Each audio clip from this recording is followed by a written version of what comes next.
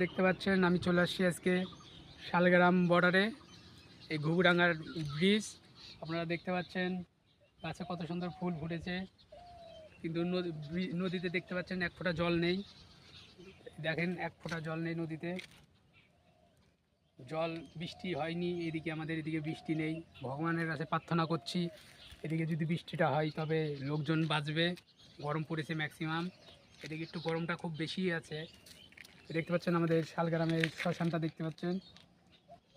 তো বর্ডারের কাছে আমাদের আজকে যেতে দেয়নি, আমরা চলে আসছি বর্ডারের সামনে। বর্ডার কিন্তু বর্ডারে যাওয়া খুব নিষেধ আছে। আর কি বলবো, কারণ এখন আমাদের চলে যেতে হবে বাড়ি। কারণ ভাবছিলাম বর্ডারে একটা শ্যুট করব, ব্লগ ভিডিও বানাবো, আসলাম সেই জন্য। ওই শ্মশানটার চুল্লি উদ্বোধন করার ইচ্ছা ছিল,